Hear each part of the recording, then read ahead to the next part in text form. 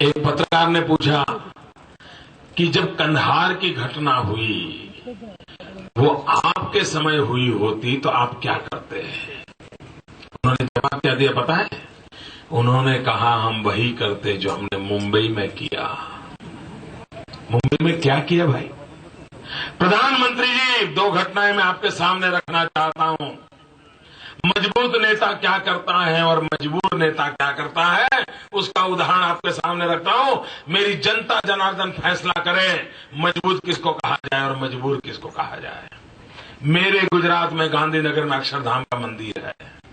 उस मंदिर में आतंकवादी आए थे और आकर के उन्होंने गोलियां चलाना शुरू कर दिया। मंदिर में 800,000 लोग भक्त बैठे हुए थे, पूजा का समय था, सब लोग अंदर थे। इन्होंने आते ही गोलियां चलाई, पता चला पुलिस भाग करके वहां पहुंची। पुलिस को पहुंचने में 5-7 मिनट का समय लगा। उस 5-7 मिनट में इन आतंकवादियों ने जितनी गोली चलाई उसके कारण जो 30-35 लोग मारे गए वो मारे गए, जितने घायल होने थे हो गए। लेकिन एक बार पुलिस वहां पहुंची 5 मिनट के बाद, उसके बाद आतंकवादी एक भी निर्दोष नागरिक को मार नहीं पाए, एक को भी इंजर नहीं कर पाए। इतना ही नहीं, उनकी गोलियों के बीच से 800,000 लोगों को सुरक्षित रूप से 2 घंटे के अंदर मंदिर से हमारी पुलिस ने बाहर निकाल दिया और 4 घंटे तक उन आतंकवादियों के साथ गोलियां चलती रही। एक अतिरिक्त आदमी को मारने नहीं दिया गया और दोनों आतंकवादियों को वहां ढेर का ढेर कर दिया गया। ये रिस्पांस था मजबूत सरकार का। और आपने क्या किया मुंबई में? आपने 5 दिन तक खेल देखा देश के टीवी पे। 5 दिन तक 4 बच्चे थे अंदर और इतनी पुलिस बाहर खड़ी है। मजबूर सरकार का नमूना देखो। और वो हर दिन मारते चले जा रहे थे, लोगों को मारते चले जाते थे।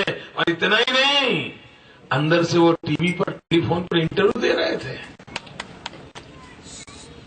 ये कौन सा रिस्पांस था आपका? और जब उन आतंकवादियों के पास सारा शस्त्र खत्म हो गए, सारी गोलियां खत्म हो गई, उनके सारे बम खत्म हो गए और उसके बाद वो मारे गए, 5 दिन तक ये देश मौत का तांडव देखता रह गया। और आप कहते हैं ये रिस्पांस आप करते हैं? किसको रिस्पांस कहते हैं? क्या आतंकवादियों के खिलाफ अक्षरधाम के अंदर किया गया वो रिस्पांस कि मुंबई के अंदर 5 दिन चला वो खेल? प्रधानमंत्री जी, आपके मुंह से ऐसी भाषा? कल मैडम सोनिया जी ने बोला है। हाँ मैडम सोनिया जी ने कहा है कि भारतीय जनता पार्टी में है कोई जो शहीद हुआ हो। मैडम सोनिया जी, मेरी आपके लिए कोई शिकायत नहीं है। मैडम सोनिया जी, मेरी आपके लिए कोई शिकायत नहीं है, क्योंकि मैं जानता हूं कि आपको हिंदुस्तान के इतिहास का ज्ञान होना बड़ा मुश्किल है। आप हिंदुस्तान को इतने कम समय में नहीं जान सकती हो। चलो ये तो गलती हम मान लेते हैं, लेकिन कम से कम आपके अगल बगल में जो सलाहकार हैं वो तो यहाँ के हैं, वो तो इतिहास जानते हैं। कम से कम ऐसा बोलने से पहले एक बार उन लोगों को पूछ तो लीजिए। मैडम सोनिया जी, मालूम है आपको, आपके पुरखे पंडित जवाहरलाल नेहरू दिल्ली के तख्त पर बैठे थे और शेख अब्दुल्ला जी कश्मीर की धरती पर राज कर रहे थे और उन्होंने नादा वहां पर हालत बनाया था। कश्मीर का संविधान अलग, कश्मीर का झंडा अलग, और अगर किसी हिंदुस्तान के नागरिक को कश्मीर जाना है तो परमिट लेनी पड़ती थी। जैसे आप पाकिस्तान जाए, इंग्लैंड जाए, अमेरिका जाए, आपको पासपोर्ट में वीजा लेना पड़ता है। कश्मीर में जाने के लिए परमिट लेनी पड़ती थी। ये आप ही की सरकार, आप ही के परिवार के बुजुर्ग श्रीमान पंडित नेहरू के जमाने की बात है। मैडम सोनिया जी आपको मालूम होना चाहिए, उस समय हमारी पार्टी के जन्मदाता डॉक्टर श्यामा प्रसाद मुखर्जी वे कश्मीर गए थे और उन्होंने कहा था इस देश में दो विधान, दो निशान, दो प्रधान नहीं चलेंगे। और उन्होंने कहा था मैं कश्मीर मेरे हिंदुस्तान का हिस्सा है, मैं बिना परमिट कश्मीर जाऊंगा। और वो गए।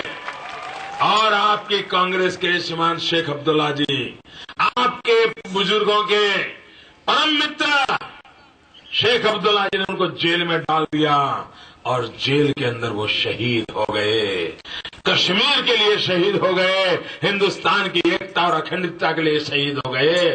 मैडम सोनिया जी, अगर आपको इतना ज्ञान नहीं है, मेहरबानी करके ऐसी भाषा मत बोलिए, हिंदुस्तान के शहीदों का अपमान मत कीजिए।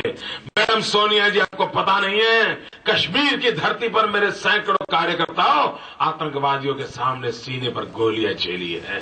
मैडम सोनिया जी, आपको पता नहीं है, खालिस्तान के आतंकवाद जब चल रहा था, मेरे सैकड़ों कार्यकर्ताओं ने आतंकवादियों की गोलियों के सामने अपना सर झुकने नहीं दिया, सीधा जेल पर गोलियां झेली है, मौत को स्वीकार किया है। मैडम सोनिया जी, आपको मालूम नहीं है, आपके पापों के कारण, नॉर्थ ईस्ट में इंसर्जेंसी के कारण ये माओवादियों ने जो आतंक मचाया हुआ है, आए दिन मेरे कार्यकर्ताओं को गोलियों से भून दिया जाता है। ये नक्सलवादी पूरे देश में मेरे कार्यकर्ताओं को मार रहे हैं और हम झुकने को तैयार नहीं है। हम हिंदुस्तान के आन बान शान के लिए मरने को तैयार हैं। ये हमारा इतिहास रहा है। मैडम सोनिया जी, आप क्या भाषा बोल रही हो? ये कौन सी भाषा बोल रही हो आप? और मैडम सोनिया जी, शहादत कैसे किसको कहते हैं आपको मालूम है? आपने वीर सावरकर का नाम सुना है? पूरा परिवार देश की आजादी के लिए खप गया था, अंडमान निकोबार की जेल में जिंदगी खपा दी थी, और आप ही की सरकार का एक मंत्री जाकर के वीर सावरकर का नाम की पट्टी उतार देता है। ये आप शहीदों का सम्मान करती हो? मैं पूछना चाहता हूं मैडम सोनिया जी को, आपने कभी चाफेकर बंधु का नाम सुना है? ये भारत को आजाद करने के लिए 3-3 भाई फांसी के तख्त पर चढ़ गए थे। आप हमें पूछ रही हो? भाइयों बहनों, कैसे लोगों के भरोसे हम देश देना चाहते हैं? और इसलिए मैं कहना चाहता हूं मेरे भाइयों बहनों, हिंदुस्तान को विकास भी चाहिए, हिंदुस्तान को सुरक्षा भी चाहिए। न ये विकास दे सकते हैं, न ये सुरक्षा दे सकते हैं।